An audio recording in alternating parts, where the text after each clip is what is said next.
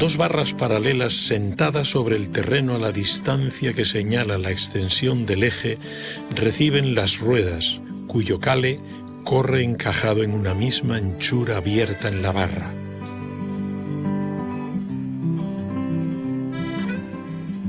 La historia del ferrocarril español comienza con esta frase que el ilustrado gijonés Gaspar Melchor de Jovellanos escribiera ya por 1789, en plena Revolución Francesa. Jovellanos imaginó este método para transportar y dar salida al mar a la más valiosa riqueza que escondían las montañas asturianas, el carbón.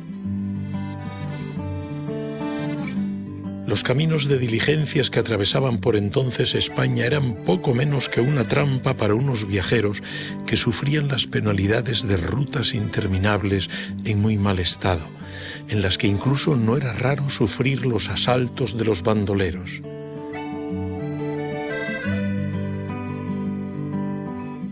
En sus viajes por Europa, Jovellanos comprobó que en Inglaterra habían encontrado el método para hacer que el transporte de cargas no resultara tan penoso, gracias a la superposición sobre el terreno de dos barras paralelas.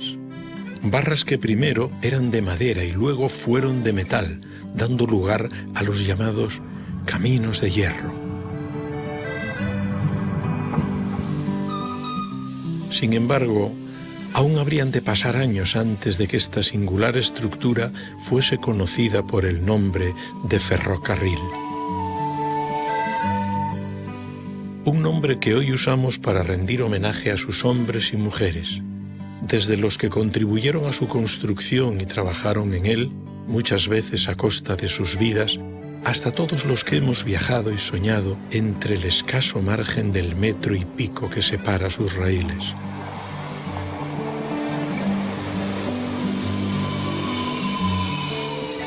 De estación en estación, de sueño en sueño, recorriendo la historia del ferrocarril que sigue siendo el de todos, el ferrocarril de Asturias.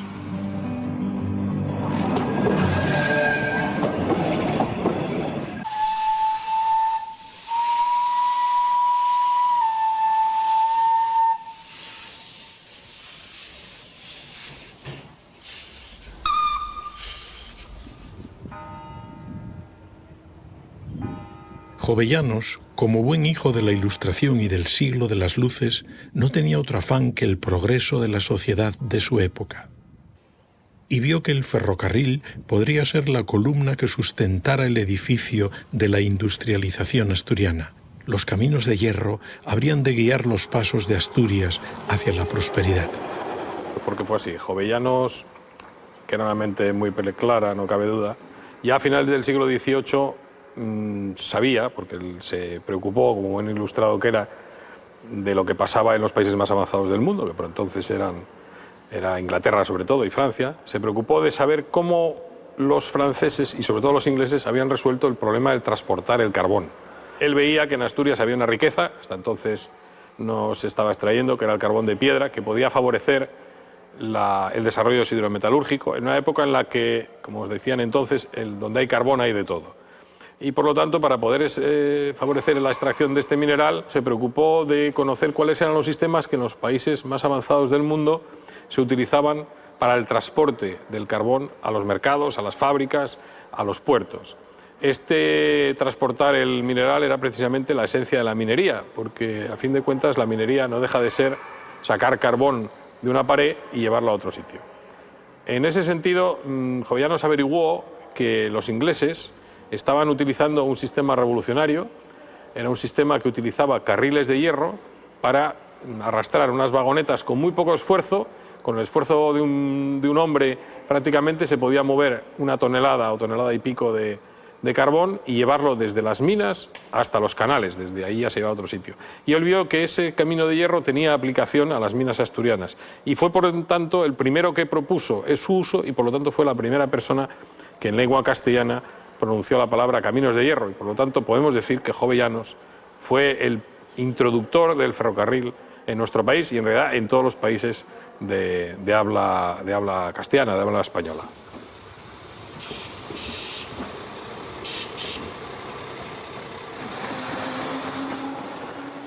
Asturias además siempre tuvo personas, y hablando de personas tan excelentes que hicieron posible el desarrollo de sus infraestructuras, y voy a empezar por el más brillante, el más insigne y el primero, que es Jovellanos, cuando se inicia la carretera, primero, bueno, la Carbonera, luego la carretera de Castilla. De hierro.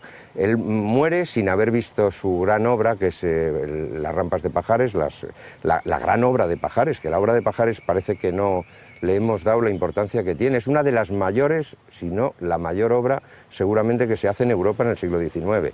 Jovellanos, con los medios que había antes, pues yo no sé cómo se valdría, pero mira que cuenta en las cartas a Ponce y todos esos estudios que tiene de cartas y de estudios, dice que miró la comunicación del Camino de Castilla, más bien que llama él, Camino de Asturias de vez en cuando, dice que empezó a mirar por Somiedo, por Treitariegos, por Ventana, por aquí, por allí, miraba a ver si se podía pasar por Piedrafita, por San Isidro, por Pontón. Decididamente eligió Pallares, es decir, Elena, el Valle de Elena, precisamente por eso, porque es el central, el más estratégico, y tal vez por las características de la montaña. Jovellanos eligió esa parte mejor de la montaña. Al llegar a Fierros, pues no tiró por la parte derecha, por Llanos de Somerón. Lógicamente eligió esa que es basecana y que aseguraba, por ejemplo, que no hubiera rayos. Y él luego va contando también, en unas de sus cartas, lo espectacular que resulta la parte de enfrente, porque esa es otra. Desde la carretera de antes, él dice que Llanos de Somerón, que estaba lleno de viñas, fíjate.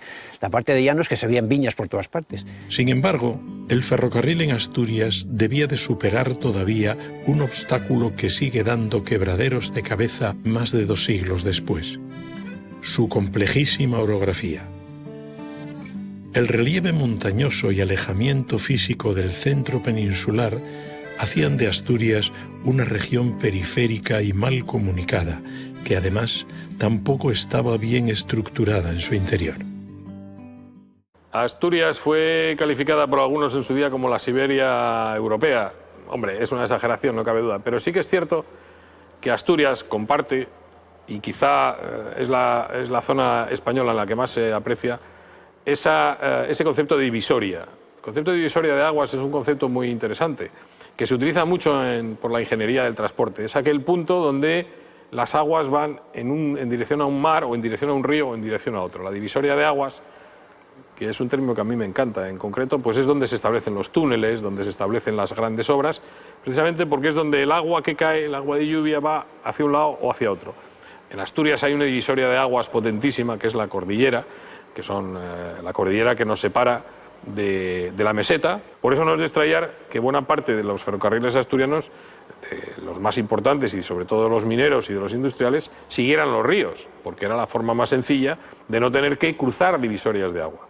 Y cuando había que cruzar esas divisorias es cuando se producían pues algunas de las grandes obras ferroviarias que ha habido en Asturias y también de España, como es el puerto de Pajares, como fue el plano inclinado de Langreo, y otras menores si se quiere, pero también importantes, como la subida que tenía Económicos de Asturias en la zona de Nava. El ferrocarril tiene la ventaja de que con muy poca potencia se puede arrastrar mucha carga, pero en llano. En el momento que empezamos a inclinar esos trenes necesitamos mucha más potencia. 1000 toneladas en llano se arrastran muy fácil, pero en una rampa relativamente pequeña cuesta mucho trabajo. Y esa ha sido una constante siempre de nuestros ferrocarriles, y que han dado precisamente a las infraestructuras ferroviarias asturianas alguna de sus mayores singularidades y también alguna de sus mayores epopeyas, como es la epopeya de Pajares, que yo no creo que se pueda calificar de otra manera que como epopeya.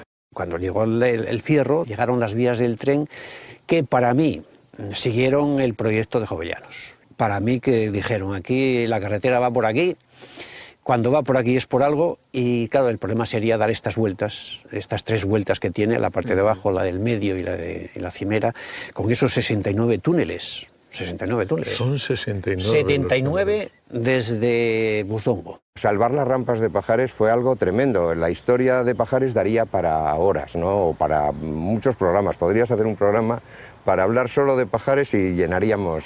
Te cojo por la palabra, ¿eh? Vamos a preparar uno sobre... Sería magnífico aquello. Sí.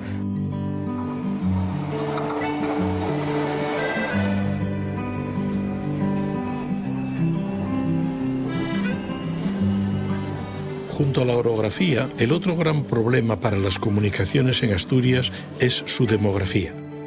El 80% de los asturianos residen actualmente en el centro de la región debido a la concentración industrial del triángulo Oviedo-Gijón-Avilés. Los grandes perjudicados fueron el oriente y el occidente astur, despoblados y poco cohesionados. Ahora tendemos a pensar que Asturias siempre fue una región en la que en el centro de Asturias estaba toda la población y las salas eran lugares casi desérticos. Esto no fue necesariamente así, de hecho no era así durante tiempo, ¿no?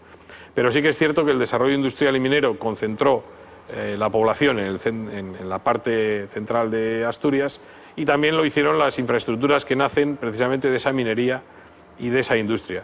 Y también ahí estuvimos condicionados por el hecho de que, sobre todo en la zona occidental de Asturias, el desarrollo de los transportes fue muy tardío, extraordinariamente tardío. Démonos cuenta que el primer ferrocarril a la zona occidental asturiana se completa en 1972, y se completa porque se empeñó Franco, porque iba a su pueblo, iba al Ferrol del Caudillo, y a pesar de las recomendaciones del Banco Mundial, pues se empeñó en hacer aquel ferrocarril que ya por entonces pues tenía una utilidad, no digo que no tuviera utilidad, pero una utilidad menor que la que hubiera tenido 50 años antes. Y en la zona oriental, el ferrocarril era un ferrocarril de vía estrecha que se construyó precisamente por falta de recursos económicos para hacer la gran línea que se hubiera demandado. Por lo tanto, la población asturiana se concentra en el centro. Eso da origen a una infraestructura de transportes que a su vez también retroalimenta la concentración de población. Es un fenómeno también muy característico de nuestra región, y también muy singular, porque una concentración de unas 800.000 personas en un área como la que forma el 8 asturiano tiene pocas equivalencias a nivel nacional. Me atrevo a decir que quizás solo tenga equivalencias en determinadas zonas del centro de Europa. Y sin embargo, nuestra red ferroviaria, que nace de unas infraestructuras mineras y siderúrgicas, todavía no se acomodó a esa estructura poblacional. La gran historia del ferrocarril de Asturias aparece a finales del XIX y a principios del XX. En los últimos años del siglo XIX había, bueno, tu Carreño, de tu querido Candás, por supuesto el ferrocarril de Langreo, el Vasco Asturiano, el Económicos. Todos estos ferrocarriles nacen como inversiones privadas, o sea, no son inversiones públicas. Hay señores que tienen un dinero y que quieren dedicar a explotar una minería, fundamentalmente es minería, y lo meten en el ferrocarril para poder llegar con estas mercancías a los puertos asturianos, que básicamente eran dos, era el Musel y era San Esteban de Pravia. Eso es. Por eso hay dos ferrocarriles, el Vasco Asturiano, que va a San Esteban de Pravia, y el Langreo, que es el que va a Gijón. Uno para la cuenca del Nalón y otro para la cuenca del Caudal. Eso es. Bueno, entonces, y de ahí sale muchísimo carbón. Bueno, habría que ver qué incidencias tiene Asturias en la Primera, sobre todo, y algo en la Segunda Guerra Mundiales, porque los carbones, los barcos se movieron en esos años con el carbón que fundamental en la Primera Guerra Mundial de San Esteban de Pravia, vamos. El ferrocarril lo que permite es explotar la riqueza minera asturiana, y permite también a mucha gente, de paso, aprovechar ese nuevo medio de transporte para hacer cosas hasta entonces impensables, como era irse de vacaciones, en el sentido que podemos entender el irse de vacaciones en el siglo XIX, ¿no? O cosas tan impensables como para que un señor de Langreo o de Mieres conociera el mar, que ahora nos parece lo más normal, pero que en la época era algo excepcional. El mar estaba lejísimos, a 50 kilómetros. 50 kilómetros eran 2 días prácticamente andando.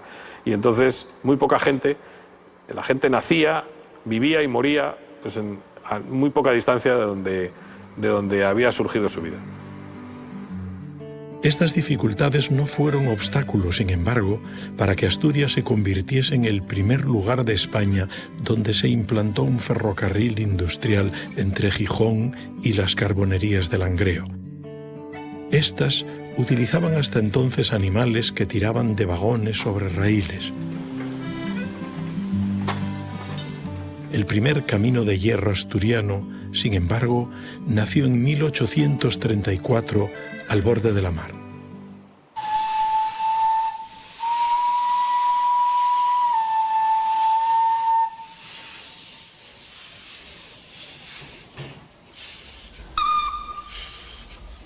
No sabemos dónde se inicia el ferrocarril asturiano, no está identificado. Es lo que Jesús Moreno, el ingeniero Jesús Moreno, en su día identificó muy acertadamente con el término la prehistoria del ferrocarril. Lo que sí sabemos es que fue en Asturias. La prehistoria del ferrocarril español es asturiana, es decir, nace aquí y aquí se implantaron las primeras vías férreas.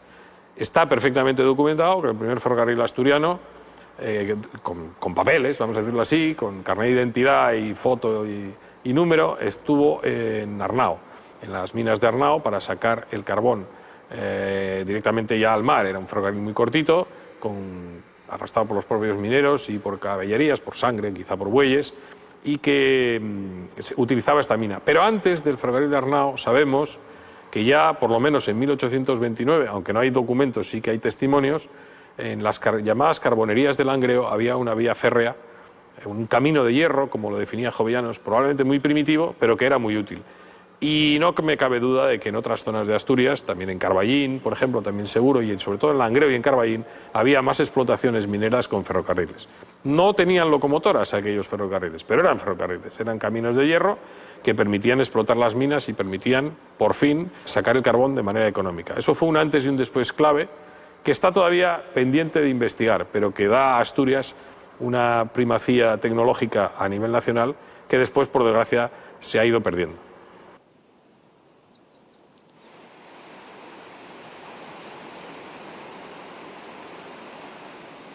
Iván Muñiz, el director del Museo de la Mina de Arnao. Qué sitio más maravilloso. Esta mina fue la primera mina de carbón de España, ¿no? Efectivamente, además es quizá lo que le da ese talante emblemático, ¿no? En ocasiones los mineros la llaman el Pozo Huelu, y yo creo que con mucha razón. Arnao, de alguna manera, es el nacimiento de la minería del carbón, y yo creo que no hay lugar más emblemático que el lugar en el que naces, ¿no? Nos pasa a las personas, las raíces siempre las llevas en la memoria, y en este caso en Arnao tendríamos que situarnos en 1591, 1593, estamos en el reinado de Felipe II, el Imperio Español está alcanzando su apogeo, y un pequeño fraile que nos llega de Valladolid, Agustín Montero, está prospectando aquí en los acantilados de Arnao, está buscando metales, de hecho, y descubre una piedra negra. De hecho, todavía es tan nuevo esto que no está ni bautizada, es una piedra negra, y el mar está haciendo casi un espectáculo de minería natural. Baten las olas, arranca el carbón del acantilado, Montero ve el brillo de ese carbón y él deduce, caramba, si brilla igual es que tiene metal.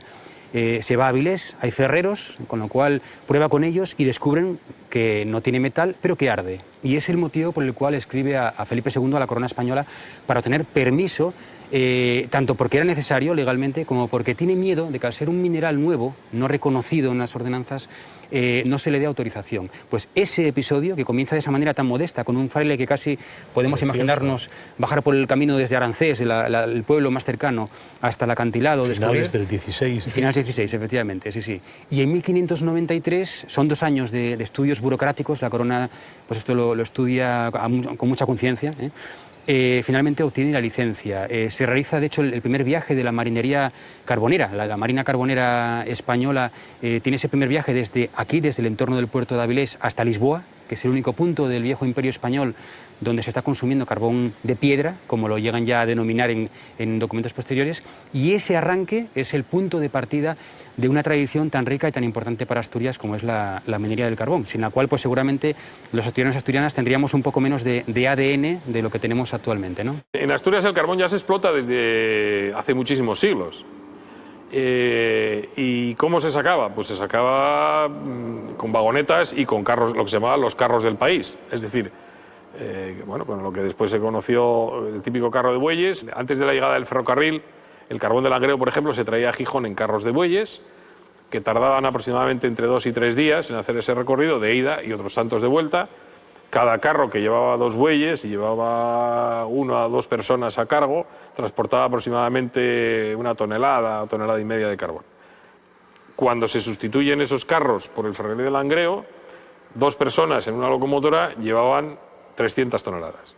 Y lo que se tardaba 2 días, se tardaba 2 horas. Es decir, el coste ya no en tiempo, sino en coste, la reducción fue brutal. Hay que ponernos en la situación de una Asturias como es la que tenemos en el 16, pero también en el 19, que no ha cambiado tanto. Es una Asturias rural. Los caminos son los caminos reales que en muchas ocasiones te parten de vías romanas o de vías medievales. Aquí tienes que pasar el gran murallón que es el acantilado de San Martín, donde está hoy en día San Martín del Aspra. De ahí conectar con el camino real de Avilés, el camino de la costa. Y eso es costosísimo, es imposible. El primer envío de carbón que se hace aquí, un año después que intenten... imagínate lo que es un año para sacar carbón y tener un cargamento. Claro. Bueno, pues se dan cuenta de que es inviable, económicamente no pueden con ello. Y deciden hacer algo que ya había hecho aquel pequeño fraile del siglo XVI. Bueno, pues recurrimos al mar. Tenemos el Cantábrico, aparentemente el Cantábrico, oye, pues es una buena vía de comunicación y eso en Asturias, que siempre tenemos esta costumbre de pensar que siempre estamos aislados, en realidad el Cantábrico nos comunicaba con el Atlántico. Pero claro, estamos en el 19. En el 19 las tormentas, las galernas son tremendas. Las embarcaciones del momento. Exacto. Las embarcaciones son pesadas, claro, llevan grandes cargamentos de carbón, tripulaciones amplias, claro, y tienen que llegar desde Arnao hasta Avilés, que aparece como un trayecto corto, pero salvando el oleaje, salvando aquí, por ejemplo, el vaivén constante de una mar que te hace que suba y baja la gabarra, casi la gran chalupa, y en consecuencia hay cargamentos que se les van a pique. ¿Eran meses los que tardaban hasta allí? Claro, de hecho, a ver, tenían un problema enorme con el tiempo de las estaciones. El invierno era fatal, era horrible. Hay capitanes de barco, incluso posteriormente, cuando la cosa está un poco ya mejor, cuando está más organizado, que directamente les dicen, mira, a ver, yo no me embarco en noviembre y diciembre porque es inviable el sacar esos cargamentos adelante.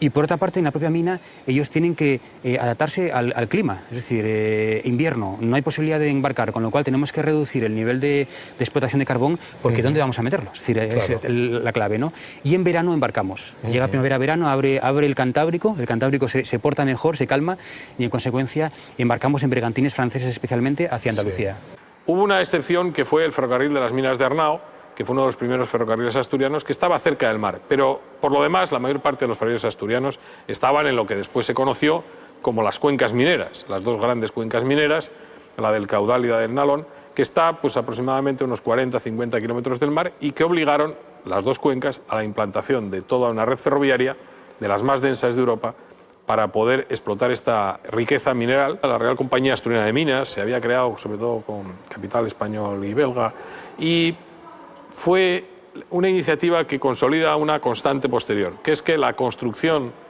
de las infraestructuras relacionadas con la explotación minera necesitaba capital.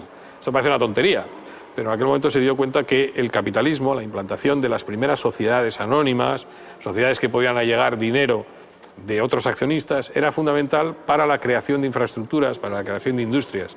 Ese nuevo capitalismo que nace, un capitalismo embrionario en el sentido del capitalismo actual, en Asturias tiene una de sus primeras manifestaciones, si se me permite decir así, en lo que se refiere al transporte en el ferrocarril de Arnao. Si Arnao es la cuna de la minería del carbón, también es la cuna del ferrocarril español, los caminos de hierro, que además yo creo que es un término precioso, me gusta más que el ferrocarril. La idea de camino de hierro, una vía construida de hierro, y además representa mucho más esa revolución industrial que nos llega de sopetón a través de la puerta de Arnao a Asturias, ¿no? Bueno, pues en este caso, efectivamente, ya desde los primeros años de la mina hay un uso de caminos de hierro, pero para la mina, tanto para las galerías interiores como para esa extracción del carbón en vagonetas. Además, los términos son tan recientes que se emplean en extranjero. Cuando lo lees en la documentación de la fábrica son rails, acabado en S, y wagons, comenzando en W. Eso se mantiene durante muchos años, no lo adaptamos todavía al castellano ni al asturiano. Y en consecuencia aquí sabemos que nace, pues que a partir fundamentalmente de 1836 ya hay un sistema ferroviario de galerías y de exterior bastante potente, con carriles de hierro, pero que es la gran sorpresa, yo creo que eso lo veremos luego en el museo, con que no es el carril que tenemos en mente, no es ese carril con el patín, la peana de apoyo en la traviesa, sino que es un carril muy especial que hace todavía que tenga más valor el patrimonio ferroviario de Arnao. Si definimos el ferrocarril como un camino de hierro, que es como yo creo que hay que definirlo, es decir, un sistema de transportes que utiliza vehículos que van sobre carriles de hierro y van guiados sobre esos carriles de hierro, no cabe duda de que, mientras no se demuestre lo contrario, el primer ferrocarril español y uno de los primeros de Europa, de la Europa continental, estuvo en Asturias. Fue en Langreo, probablemente, después en Carballín, y en Arnao es el primero del que hay constancia documental como tal. y hay vestigios también, que es una cosa muy importante, por supuesto. Estábamos hablando antes del famoso carril. Aquí lo tenemos, qué joya, ¿no? Efectivamente, es una pieza excepcional y además fruto de una pequeña gran aventura, que eso es lo que todo arqueólogo desea, al menos una vez en la vida, ¿no? Una gran aventura. Indiana Jones. Efectivamente. En Arnao. Eso es. Pues en este caso, en el 2015, bueno, pues ya había alguna noticia. Por ejemplo, mi padre, que es de Arnao, mi padre Ángel, efectivamente, me contaba que había una explanada cerca del museo donde jugaban de críos al fútbol, y una explanada en un acantilado como el de Arnao ya llama sospecha, a espacio de trabajo, etc.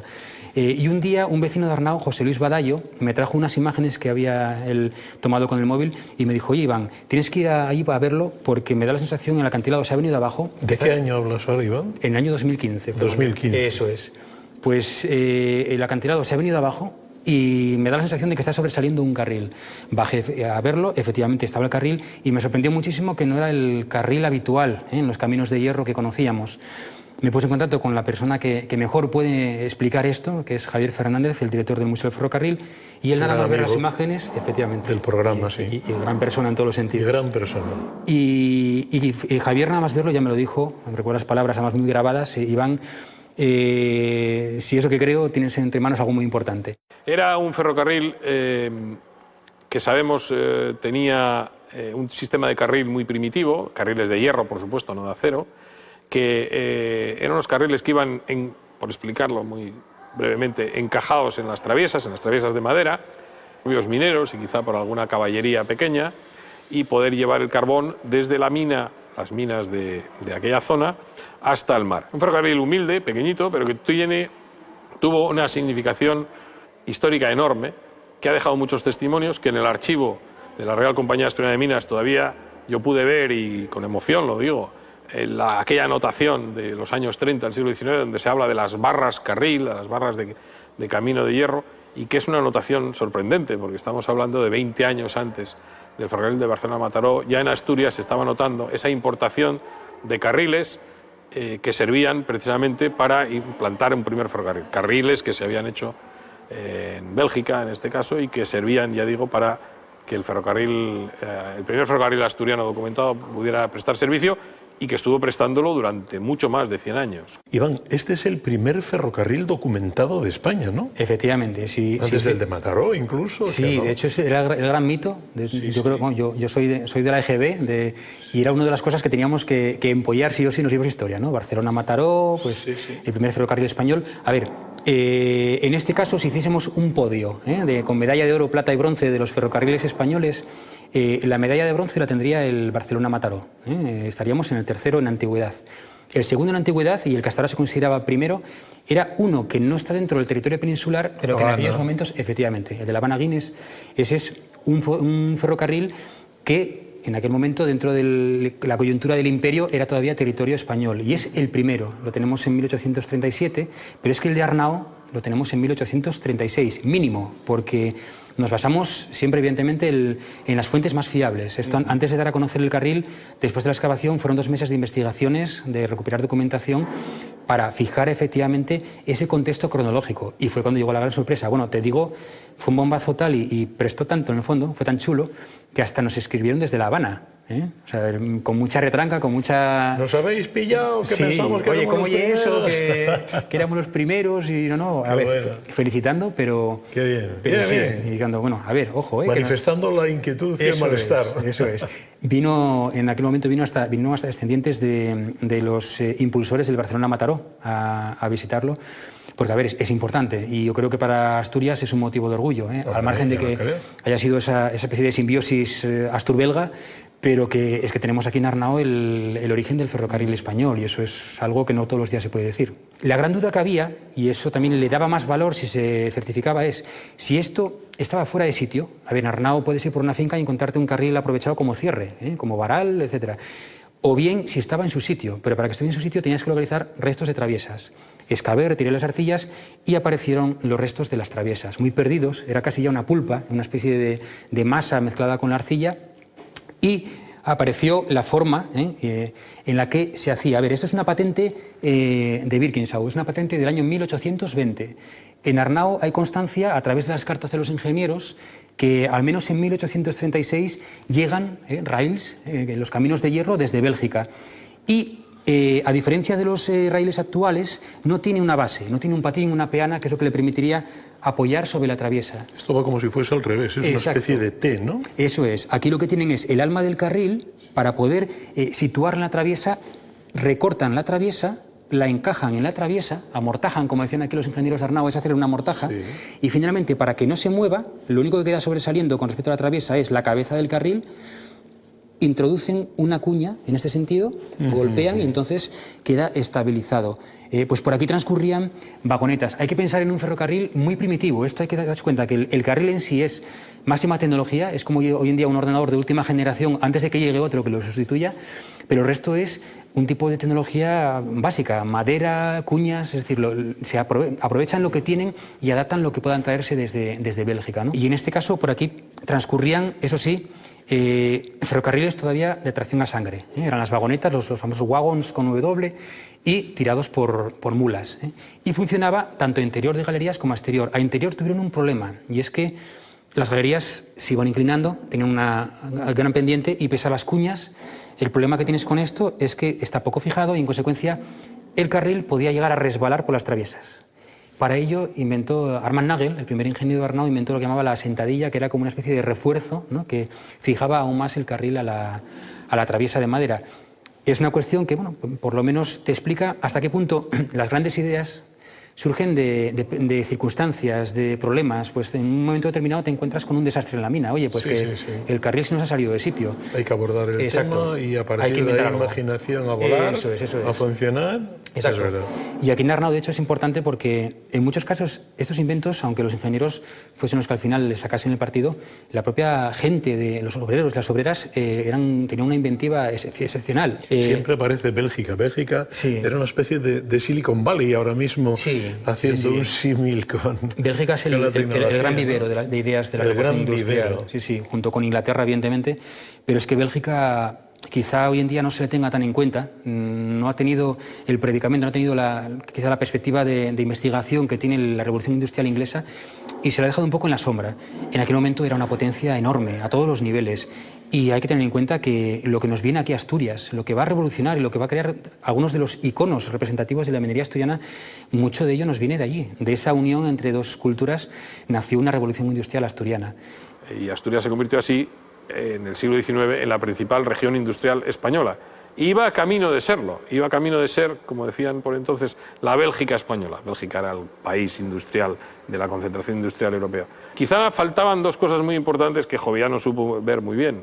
Una, faltaba ilustración, faltaban técnicos, faltaba gente formada que explotara aquello, y después faltaron financieros que apostaran por su propia tierra. De hecho, prácticamente no había. De hecho, la financiación de aquella infraestructura minera e industrial es foránea. Como eran foráneos gran parte de los técnicos. Y eso, que parece una cosa baladí, tuvo una importancia clave, una importancia fundamental. En otras zonas de España, como el País Vasco, en Cataluña, esa especie de nacionalismo, en el mejor sentido de la palabra, nacionalismo económico, nacionalismo industrial, significó que se apostó por el propio territorio. Y aquí no pasó eso, porque los que venían, en gran medida, eran gente foránea. Esa historia, que es muy compleja y con muchos flecos y muchas derivadas, hizo que la tecnología asturiana no pasara de sacar el carbón y de hacer la chapa del hierro, por entendernos, de hacer el lingote. Y ese lingote y ese carbón se llevaba a otros sitios para que en otros sitios se fabricara el producto final, que es el que da el verdadero dinero. El dinero no lo da la piedra de carbón ni lo da el lingote de hierro, lo da pues la pala, lo da la máquina, lo da la lavadora, lo da el coche, ¿no? Y eso pues es algo que todavía nos pasa. Y por eso la infraestructura y la maquinaria que utiliza el ferrocarril asturiano es prácticamente en su 100% foránea. Y lo poco que hay español procede del País Vasco y de Cataluña en menor medida, y lo poquísimo que hay asturiano son copias de modelos extranjeros, copias literales hasta el último tornillo, salvo una locomotora que está en el Museo del Ferrocarril y que es esa excepción que confirma la regla, y que además hay que destacar que no fue una locomotora construida por un técnico cualificado ni por iniciativa de un empresario, sino por iniciativa de un buen señor del que tendremos, supongo, ocasión de hablar.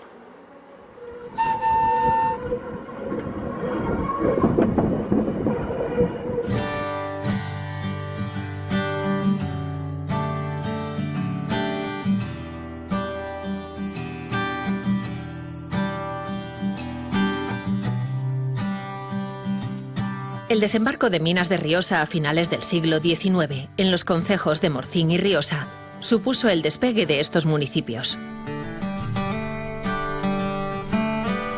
Como digo yo, la panacea en aquel momento.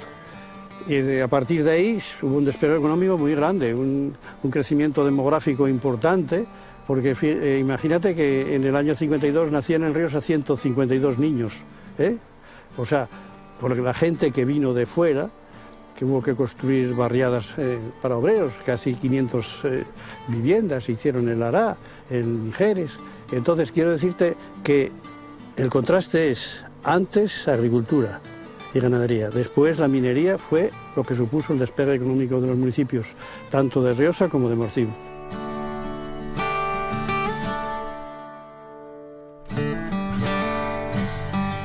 En una época en la que no había tractores o las vías no estaban preparadas para su discurrir, la explotación minera no se entendería sin la llamada tracción a sangre.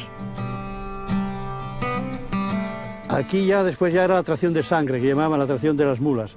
Entonces eran las encargadas de entrar en los sitios en que un tractor en aquella época no podía entrar. Yo empecé a trabajar en 1935. En una puerta de la capa de la 11 y los caballistas entraban por esa puerta y salían por la 14. Los caballistas mandaban tizar en una chabola a secarlos la ropa y los enseres de ellos todos. Y entonces yo hacía esa labor, tizaba la chabola, secaba ellos la ropa y estaban contentos conmigo. Empezábamos aquí, cogíamos la mula aquí en Escuadres, íbamos a los pisos, teníamos que engancharles, ponerles los tirantes y todo eso, llevábamos los puestos aquí, pero allí teníamos uno que se llamaba la bolea, que enganchar vagones, a meter vagones y sacar carbón. Y a veces madera y tierra y lo que fuera, todo. No era nada fácil de trabajar. La seguridad tampoco era muy buena, el calzado que llevaban tampoco era muy adecuado. Después ya había botas de seguridad en la última etapa, no sé, los monos, las fundas, qué sé yo, era diferente. Pero al principio los veías en las fotos que hay allí, uno con un palo, con madreñas, otro con... Difícil, ¿eh? Difícil. De invierno, pues estaba helado y llovía y aquello, teníamos que, con las cadenas heladas, con todo eso, pasábamos un frío y después casi descalzos, porque a la que empezamos andábamos de madreñas.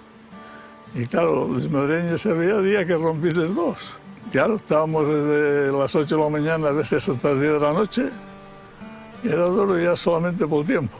Y claro, de aquella trabajaba así, con poca ropa, por medio desnudos y sin calzado. Y era una época bastante mala. Las largas jornadas dejaban pocos huecos para el esparcimiento. La relación que yo tenía con los caballistas, pues los caballistas de la relación de ellos y era decir, oye, escarrilé 2 veces. Otro decía, yo escarrilé otra vez, pero nada, fue un vagón vacío, no pasó nada. Otra vez llegaba y decían, oye, mira a ver si me compres tabaco. Y claro, de aquella ya era un poco delicado, porque yo también tenía un jefe que se llamaba Prieto. Y Prieto apretaba, y no podía yo salir de ahí a comprar tabaco. Para las mulas la vida tampoco era fácil. La mayoría de ellas entraba y no volvía a salir de la mina hasta que fallecía. Los animales aquí en Riosa tenían un poco de ventaja, porque por lo menos salían todos los días y los llevaban a la cuadra. Los mules con el trato que tenían duraba un poco. Cuando bajaba un tren disparado, porque había una correndera, el delante escarriló y quedaba allí escarrilado. Y el que venía detrás, como no tenía frenos, tenían estranques y no accedió a meterles, pues no frenó y el burro muerto. Estrellóse contra el vagón cargado que llevaba al delante. Y así fue lo que pasó con varias mules, con varias, no una sola, con varias.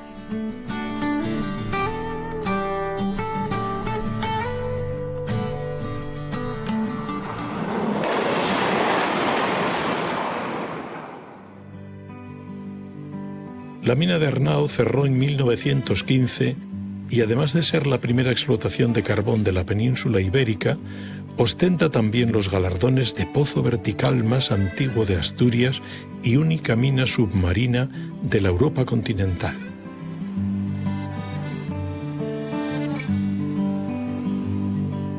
Luis y Cuco son descendientes de dos históricos trabajadores de Arnao, Rufino, el maquinista de la locomotora Eleonore, y Manín, el último picador de la mina que iba por debajo del mar. ¡Qué maravilla, Arnao! José Antonio, ¿cómo estás? Bueno, un placer. A mí todo el mundo me conoce por Cuco. O sea, hombre, te lo agradezco. De ahora en adelante, Cuco. Sí, como pues. yo, Pipo, que soy José Manuel, y no me conozco ni yo. Luis, Está todo bien, un honor saludarte. Encantado. El hijo del maquinista. Aquí está el hijo del maquinista. Qué bien, qué bien. Tenemos aquí atrás una pieza única. Sí. Es hasta el nombre precioso, Eleonore. Eleonore. Tu padre fue maquinista durante muchos años. Muchos años, 30 y tantos. Madre mía. Tocó y cuando la guerra, Sí. el 38, 39, 40. Tú estuviste aquí muchos años también después. Sí, Toda la vida. toda la vida. Yo nací en Toda la- Arnao como el Cuco. Y acababais ahí las 4 letras y a funcionar. Y ya nos cuñaban en el colegio y decían, tú para allí, a la fábrica, a trabajar. Cuco. No, A los 15 años ya estamos yo empecé trabajando. un poco más tarde que mi generación. Mi generación Sí. salía de la escuela a los 14 años y ya empezaba a trabajar. Sí. Entonces yo, Estamos hablando de qué año ahora mismo. pues mira, te estoy hablando del año 47, 46, 47. Bueno, no aparentes la edad. Estoy haciendo cálculos y tú no aparentes esas edades. Entonces yo tengo del 80. año. 80. No me fastidies. 80. Bueno, como me da mucha envidia, continuamos. Enhorabuena. Y entonces Sí. yo cuando salí del colegio yo estuve estudiando perito mercantil. Y me examinaba en Gijón, estudiaba aquí con el profesor que teníamos. Yo entré entonces a trabajar a los 18 años. Claro, claro. Decía mi padre una frase, decía él, el que mama hereda. Y es verdad, vosotros mamasteis mina de Arnao, heredasteis mina de Arnao Bueno, claro, y es que- sentís mina de Arnao. Es que tenemos vínculos. Mi abuelo fue minero. Claro. Fue minero y claro, yo lo que sé de la mina fue por relatos de él. Oye, tengo una idea. Pasamos dentro, hablamos un poquitín en profundidad de todas estas cosas. Sí. Lo que digáis. Y deciros que es un lujazo estar hoy aquí. Y los de Candás trajimos un buen día aquí también, ¿eh? Sí, sí, Muy sí. bueno. Los de Candás trajimos un buen día. Muy bueno. Pues cuando queráis, si vamos, os parece, Pues vamos hacia vamos allá. para ello. Vamos hacia. Adelante, Luis. Voy a coger la chaqueta. Ahora mismo la cogemos. Pasa, por favor. No me la llevarán porque no vale nada. No. Si eso soy yo, pero ya nos arreglamos tú y yo después aquí.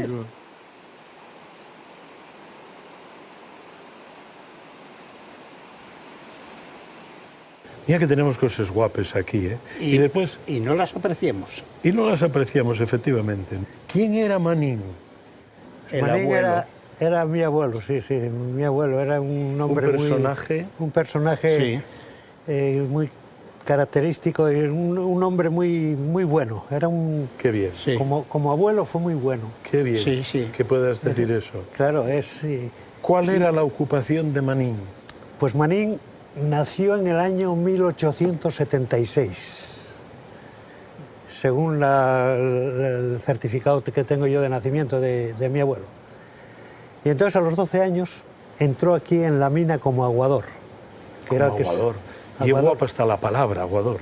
Sí, según decía él, era el que se dedicaba a repartir el agua. con la cantimplora Aguador, saciar, ¿no? Claro, a todos los que estaban claro. trabajando. Y eran sí. 12 años, que era un chiquillo, Rapacín, un chiquillo. ¿no? Y a los 20 años, según me decía él, ya era picador. ¿Cuánto cambió todo esto de aquellos tiempos en los que estabais vosotros trabajando? Mucho, mucho. Aquellos tiempos, además de penurias, porque ahora me estabas comentando. Sí. ¿Apreciáis de verdad lo que es ahora el confort de la vida también? Con todos los problemas que hay y que tenemos. Pero mira pero había fame, había rencores, había de todo. Aquella posguerra puñetera. Había de todo. El 31, 32, hasta el 39, 40, el 42. Todos esos años, los años del extrapero, lo que llamamos nosotros. La galería, que ya sabéis que hay una canción que dice: dicen que va bajo el mar, sí. La mina de la Camucha, pero la que va bajo el mar es esta, es esta. Y esta. Que esta vosotros anduvisteis. Arranca de aquí y va en dirección a San Juan, al faro de San Juan. Sí. ¿Qué sensación se tiene cuando estás debajo de la mar? Bueno, nosotros, yo al menos no lo noté la sensación, pero mi suegro, el padre de mi mujer, vino de Galicia cuando hubo una huelga aquí, pues entonces vinieron de Galicia a trabajar aquí, que lo cual los llamaban los esquiroles. Eran esquiroles. Tiempos de fame, había que hacer lo que fuera para sobrevivir. Sí, hombre, y trabajar. pero si era por 3 céntimos. ¿Tiempos de cuántos trabajadores aquí en la mina de Arnau? ¿Qué plantilla podía haber aquí? No, aquí una plantilla, bueno, no era muy grande. No, en la mina no lo sé. Yo te puedo decir, en el año 57, la plantilla que había en la Real Compañía, que fueron 2.500 personas. Se trabajaba mucho a mano, con las vagonetas, con todo. ¿Y qué te contaba? ¿Tú recuerdas algo que te comentase tu padre sobre Eleonore? ¿Estaba feliz él de maquinista en Eleonore? Estaba mucho porque le gustaba. Y había mucho trato con las dos fábricas, la de Arnau y la de San Juan, porque él era el que llevaba todo el personal. Traían una lona que la enrollaban arriba, la parte de arriba del tejado, y cuando llovía o hacía mucho frío, pues la soltaban y la amarraban abajo. Y ala, todo abierto, menos aquello. Qué bueno. Y era lo que había. Donde se ven las chimeneas, era donde llevaba el carbón.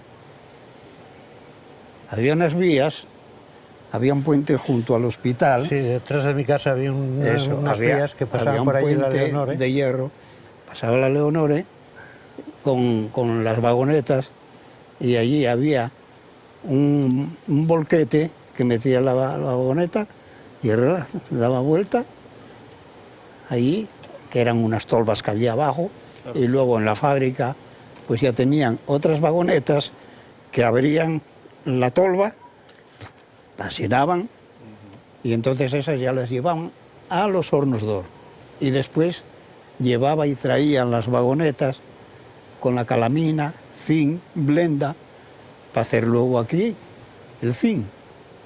Está prestándome que se haga hoy aquí homenaje a Eleonore, a tu padre. Sí. Qué cosa, de alguna manera parece que lo estoy sintiendo aquí. Sí, ¿no? sí, era... Diciendo, mi hijo se está acordando de... Era una cosa familiar. Lo mismo el abuelo de que el padre, que yo estuve en el taller mecánico también.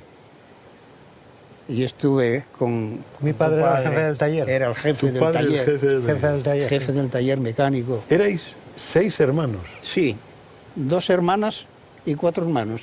¿Y la actividad de Víctor cuál era? Pues la actividad de Víctor estuvo primero en los talleres en Arnau.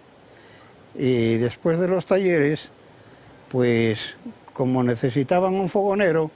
Fogonero. Entonces fue de fogonero con mi padre, para la Eleonore. Qué guapo, qué bien suena eso. Sí. Fogonero con mi padre en el Eleonore. Hasta que se jubilaron eso es los dos. Para una canción. Se jubiló uno, quedó él todavía, allí a veces maquinista, a veces de fogonero. O sea que trabajaron juntos durante bastante tiempo. Padre e hijo. Qué bien, qué guapo. Mucho tiempo. Qué guapo. Sí, porque después Víctor siguió en la máquina cuando tu padre siguió en la jubiló. máquina porque se retiró mi padre, y entonces él hacía de maquinista o de fogonero o de lo que fuera. Y antes hablábamos que tu abuelo también recibió la máxima condecoración, me parece, ¿cómo es eso? Mi abuelo recibió, la mayor condecoración que tenía el gobierno belga, me parece, era la Palma de Oro de la Corona, como decían ellos, como decía mi abuelo, que pensaba que era de oro y no era de oro, pero bueno. Bueno, era el símbolo lo que significaba. Pero fue una condecoración importante para él. Qué bien. Después mi padre sí, recibió a los 50, a los 35 y 25, que eran las 3 medallas que se daban. Eran los... Sí, y yo recibí la de los 25. Muchísimas gracias por estar con nosotros. Todo un honor. gusto. Bueno, Pipo, Nos vemos. encantado. Sí. Muchísimas gracias.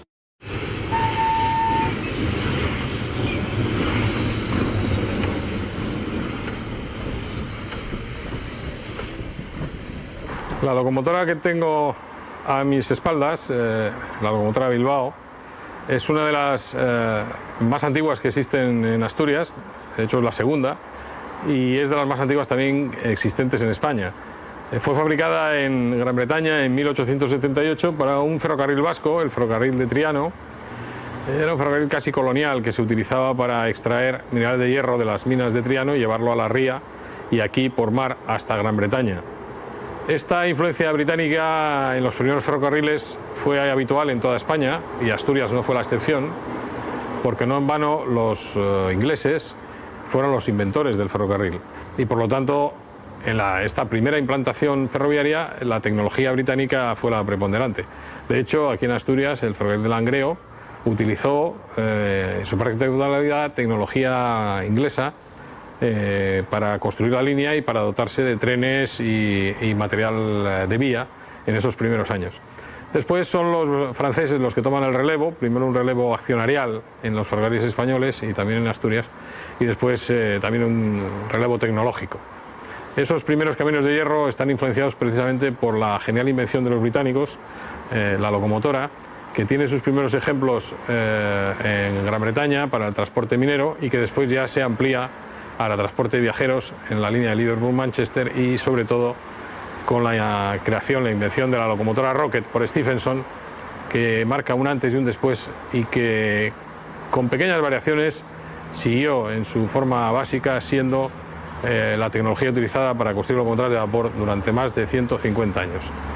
La Bilbao es una de las varias locomotoras Bilbao que existieron en España e incluso en Asturias, porque Asturias tuvo 2 locomotoras con este nombre, ejemplo también de la gran influencia que tuvieron los vascos en la implantación minera y ferroviaria de nuestra región.